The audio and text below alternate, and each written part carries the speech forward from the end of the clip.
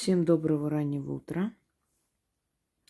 Итак, друзья мои, вы прекрасно знаете мое отношение к зазывам, призывам мужчин и прочее. Я считаю, что женщине нужно концентрироваться на себе, на своей карьере, на своей жизни и довериться судьбе. Если человек ушел из вашей жизни, значит, так тому и быть. Незачем возвращать. Хотя есть моменты, когда люди недопоняли друг друга, когда вмешивался кто-то в их отношения и рассорил их. Им хочется просто увидеться, поговорить, расставить все точки, понять, хочет ли этот человек быть с вами, нет, определиться одним словом.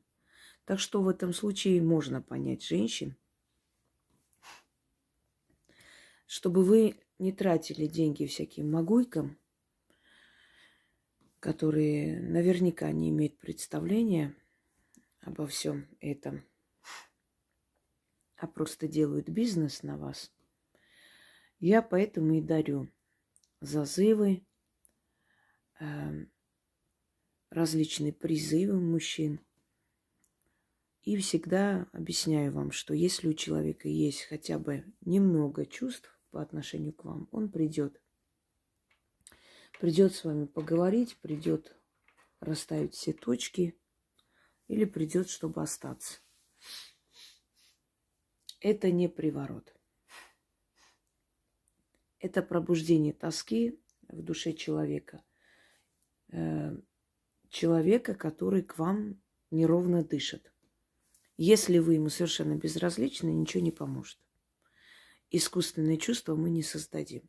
Есть, конечно, различные варианты, привороты, присушки, очень сильные, через кладбище делаются. Но нужно ли вам это? Жить с человеком с осознанием того, что вы для него ничего не значите, и живет он с вами только по той причине, что вы что-то начитали, нашептали, мне кажется, это унизительно. Лично я так думаю, что в основном так делают женщины, у которых нет чувства собственного достоинства. Но есть второй вариант, когда женщины хотят отомстить. Отомстить и бросить самим из-за того, что он сделал. Хотя многие хитрые бабы мне пишут: вот я вот хочу отомстить, я прекрасно вижу, кто хочет отомстить, а кто воет по мужику. Это тоже не надо вот эту фишку использовать против меня, сказанные мной. Знаете, раз уж она не хочет делать привороты, дай-ка я ей скажу, что я хочу отомстить. Замечательно я вижу, кто действительно хочет отомстить, а кто-то сохнет. Женщины, которые безразлично смотрят на истязание их детей своими мужиками, для меня абсолютно, они даже животными их назвать не могу, они ниже животных, потому что животные ради своих детенышей могут убить. Корова может вас растоптать ради теленка, собака вас разорвет ради своего щенка. О кошках вообще молчу, они очень агрессивны в этот период материнства. Поэтому женщина, которая спокойно смотрит, как издевается над ее детьми, и после делит постель с этим мужчиной, не удивляйтесь потом, что с вами будет в дальнейшем. Потом не требуйте от своих детей внимания, любви и так далее. Потому что в те годы, когда они нуждались в вашей защите, этого не было. Ребенок самое уязвимое создание, потому что ребенок не может заработать денег, ребенок не может снимать квартиру, уйти. Ребенок вынужден с вами жить. Это период у него такой, что он от вас зависит. И если вы издеваетесь над этим ребенком спокойно, то горе вам в будущем. Вообще тем женщинам, которые сдают своих детей во временные там приюты и прочее ради мужиков, чтобы, знаете, от груза избавиться, очень большое заблуждение, что ребенок это груз, и без него легче устроить жизнь. Я вам скажу, такие женщины плохо заканчивают. Как правило, они очень плохо заканчивают, они умирают под заборами, спиваются, либо их убивают. Ну, в общем, плохой у них финал.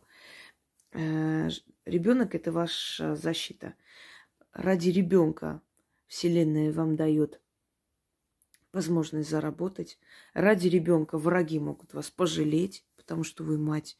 Вот ребенок ваша защита. Когда вы лишаетесь этой защиты, то вы становитесь уязвимы. А тем матерям, которые ради мужиков ищут приюты или детдома, адреса, чтобы сдать своих детей хоть на время, интернаты, я советую заодно и уточнить адреса домов престарелых и так далее, потому что придет время, и вас точно так же сдадут туда. Конечно, есть неблагодарные дети, есть случаи, когда дети действительно недостойны всего, что для них сделали, и такое возможно. Но в основном те бабушки, дедушки, которые день и ночь жалуются на то, что их дети не обращают на них внимания, не уделяют им должного внимания, пусть немного перелистывают свою молодость и вспомнят, а создали ли они такое доверительное отношение со своими детьми, чтобы потом требовать с них любви и прочее. Теперь, что касаемо мужчин. Я имею в виду, что вы научитесь делить второстепенное от первостепенной.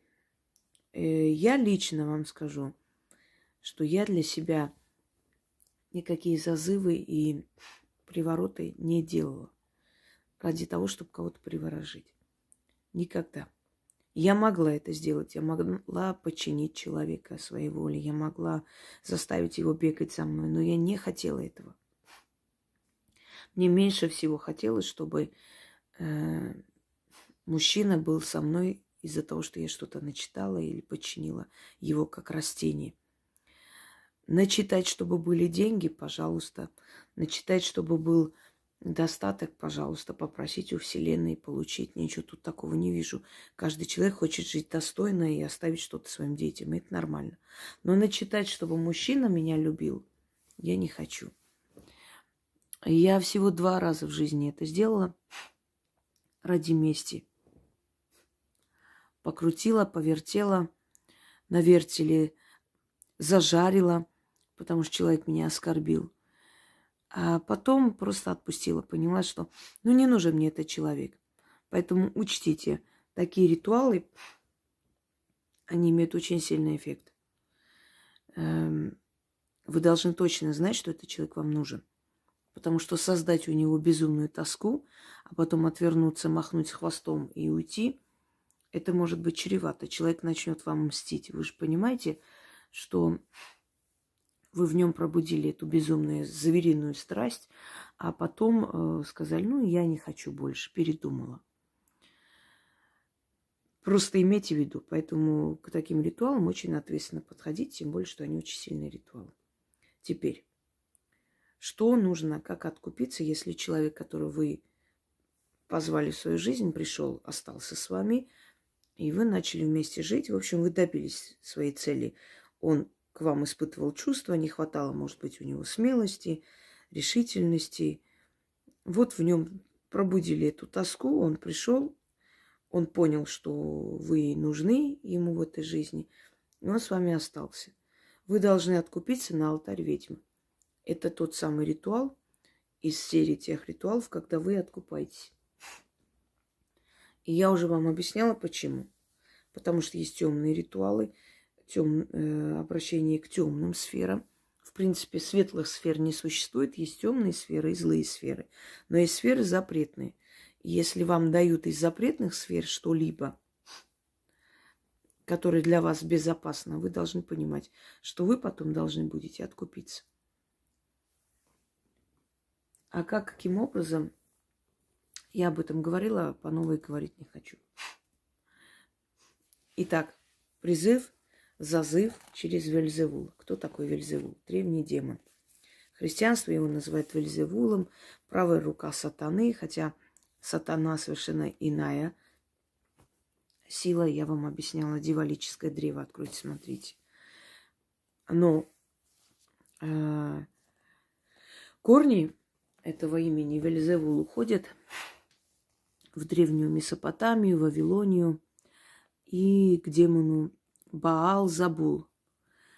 Некоторые считают, что Вельзевул – это его сын. Некоторые считают, что это его еще одна как бы перевоплощенная функция.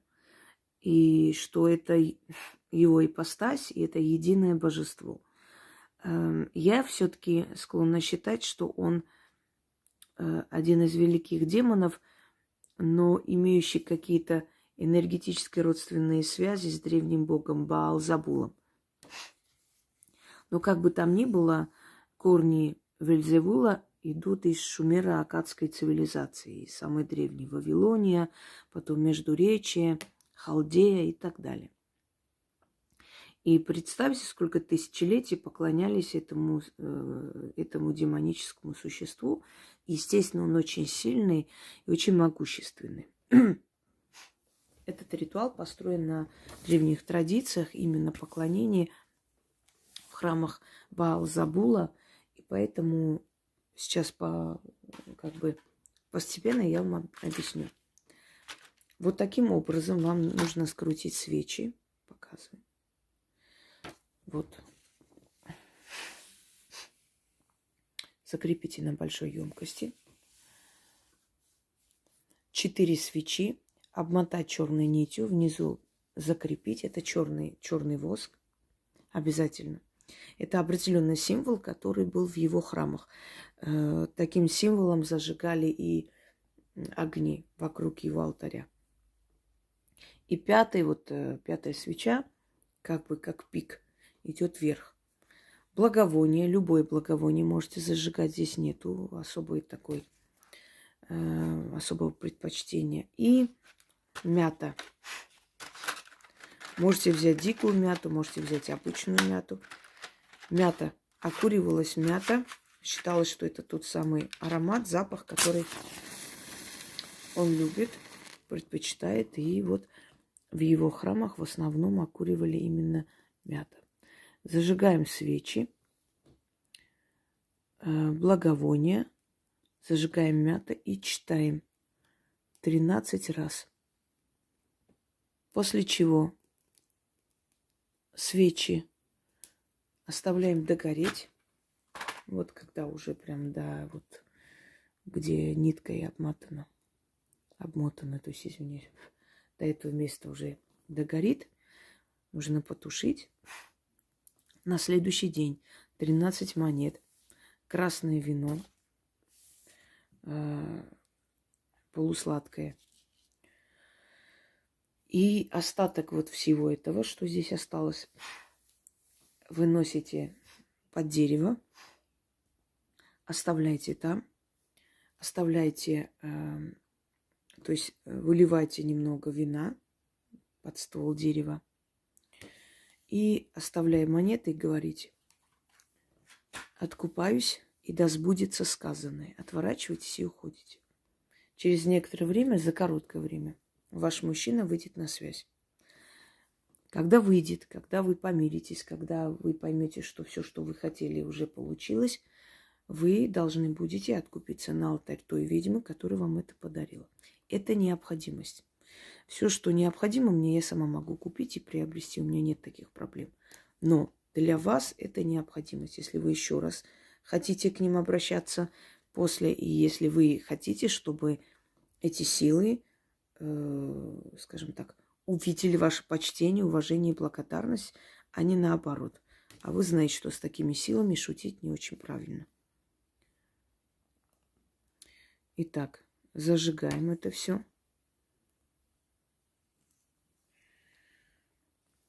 Вот я вам показываю. Для таких целей лучше взять сухой спирт. Так удобнее работать. Быстрее горит, лучше и окуривает траву, как положено.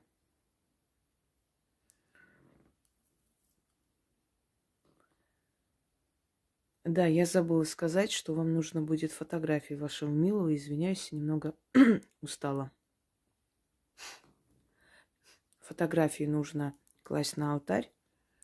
Естественно, глядя на его фотографии, называя его имя, говорить то, что вы должны будете сказать. Вот видите, так тоже иногда бывает. А после фотографии просто спрячьте. Вот и все. Те, которые мне пишут, а что делать, если у нас нет фотографии? А что делать, если у нас нет его имени? Послушайте, вы ложитесь под мужчину, извиняюсь за выражение, и вы не знаете, как его зовут. У вас нет его фотографий. Это вот вообще нормально, по-вашему, как вы считаете? Еще момент. Сильнее всего сработает, когда у вас с этим человеком были интимные отношения. Сильнее и быстрее всего. Я просто не знаю, что ответить тем людям, тем женщинам, дамам, не знаю как уж, девушкам, которые говорят, у меня нет его фотографии, у меня нет его имени. Как мне читать? Не знаю. Это как в Одессе, да? Того и даже фамилии не спросят. Итак, начнем. Пока горит. Всегда рядом держите на всякий случай воду. Потому что огонь – это такое дело, особенно демонический огонь, он агрессивен.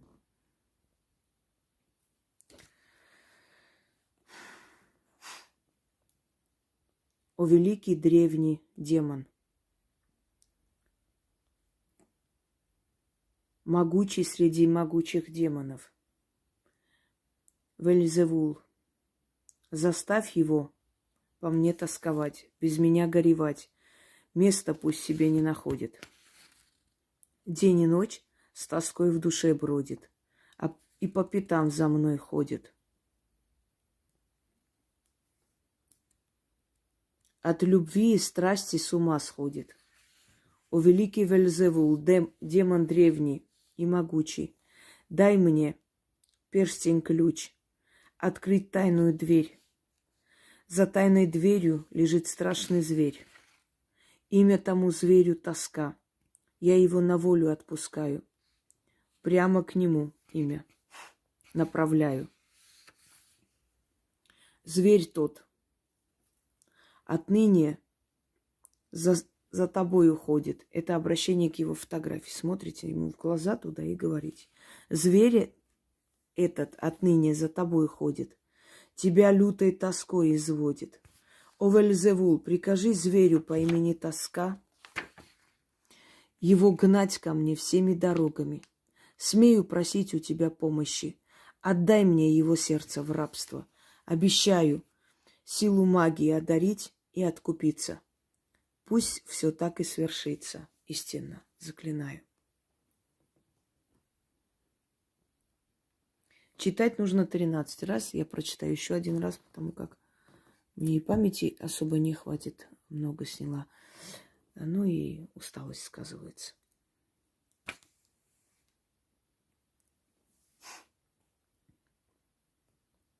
О древний великий демон, могучий среди могучих демонов, Вельзевул, заставь его по мне тосковать, без меня горевать, места пусть себе не находит. День и ночь с тоской в душе бродит, и по пятам за мной ходит, от любви и страсти с ума сходит. О великий Вельзевул, демон древний и могучий, дай мне перстень-ключ, открыть тайную дверь. За тайной дверью лежит страшный зверь. Имя тому зверю тоска. Я его на волю отпускаю. Прямо к нему его имя. Направляю. Зверь этот отныне за тобой ходит. Тебя лютой тоской изводит. О Вельзевул, прикажи зверю по имени Тоска его гнать ко мне всеми дорогами. Смею просить у тебя помощи, отдай мне его сердце в рабство. Обещаю силу магию одарить и откупиться. Пусть все так и свершится, истинно, заклинаю. А что делать после, я вам в начале ролика объяснила. Всем удачи!